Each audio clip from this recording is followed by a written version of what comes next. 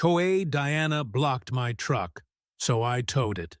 Then she called 911 screaming, "He stole my car." I never expected a neighbor to spark a full-blown war over a driveway.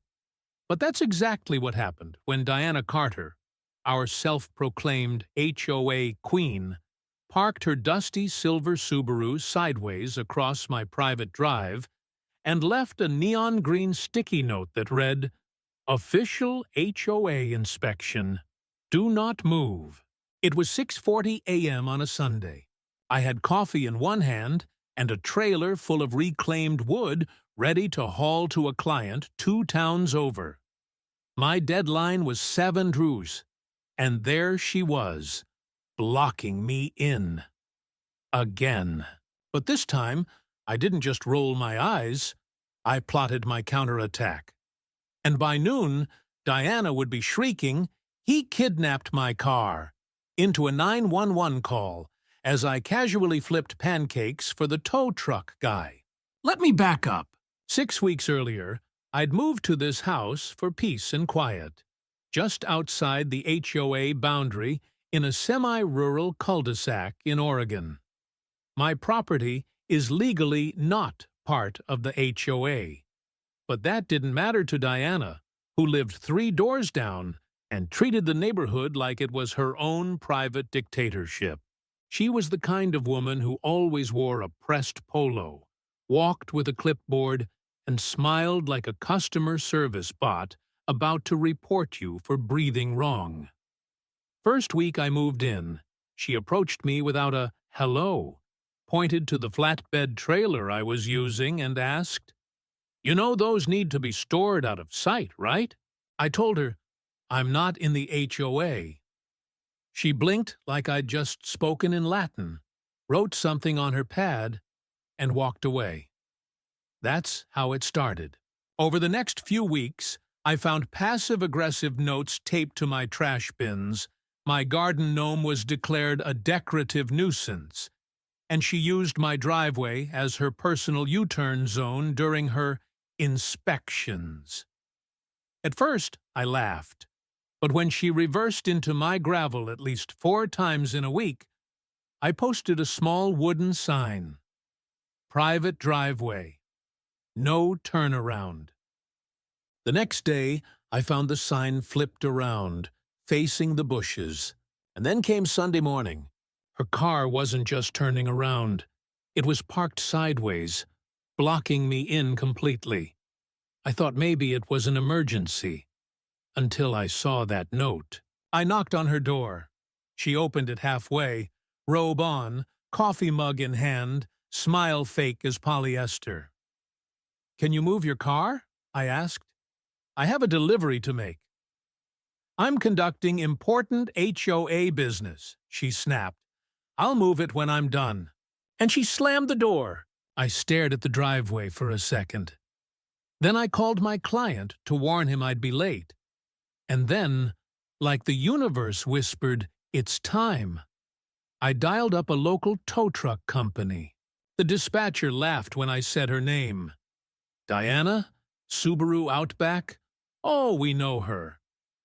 15 minutes later, the truck rolled in like a yellow knight in shining armor. The driver saw the sign, the note, and my property marker. "Yeah, she's getting towed." Watching him lift her car felt like therapy. 3 minutes later, it was rolling down the street.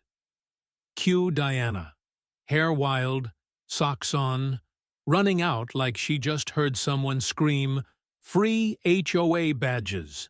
She shrieked, "Where is it? Where's my car?" I took a sip of my coffee. "It got towed." "You can't do that. I was on duty." Then she pulled out her phone and called 911. No joke, 911. "He stole my car," she screamed. "He kidnapped it, while I was on official HOA inspection." Even the dispatcher sounded tired. 15 minutes later, 2 officers showed up. These weren't rookies. They had the look of men who've seen far worse on Neighborhood Watch. One talked to her, while the other asked me for proof. I showed him everything. Security footage of her parking, me knocking, her refusing, and the tow truck arriving. The officer nodded. She's not even allowed to enforce anything here. You're not part of the HOA. Nope, I said. I checked before buying. Then she trespassed and blocked access. You did the right thing. Meanwhile, Diana was across the yard, waving her mug like a gavel and crying, "He trapped me! He manipulated the HOA charter!" The officer's response: "Ma'am, this is private property. Your car was towed legally. There's no criminal offense." She turned beet red, and that's when things took a darker turn. That afternoon, she dropped HOA violations at my door. Excessive mailbox prominence, visual inconsistency of wind chimes, unauthorized decorative landscaping. None of it mattered legally. I wasn't in the HOA, but she wasn't done. She called an emergency HOA meeting and painted me as a hostile homeowner, threatening the moral fabric of the neighborhood. Said I was setting a dangerous precedent. I brought my paperwork. Official zoning maps, property lines, even the original HOA charter. Clear as day. My house wasn't included. And the final cherry? A screenshot of her blocking my driveway, plus the invoice from the tow truck. The room fell silent. Even the HOA president looked annoyed. They dismissed the motion. One board member actually said, Diana, you're making this personal." But the real shock came when her own daughter reached out to me on Facebook. "I think you're the guy who towed my mom's car," she wrote. Turns out, Diana had been obsessed with control ever since a messy divorce. Her daughter Jenna told me it gave her something to cling to when everything else fell apart. That hit me. Diana didn't just want control, she needed it to feel like she mattered. She ended up filing a small claim suit against me, claimed emotional distress and neighborhood defamation. In court, she came dressed like she was running for office. I showed up with a folder and the truth. 10 minutes in, the judge dismissed her case, told her not to waste the court's time again. A week later, she moved out. No goodbyes, just a "for sale" sign and closed curtains. A young couple moved in, brought banana bread to the neighbors. People laughed again. Kids played in the street without getting yelled at.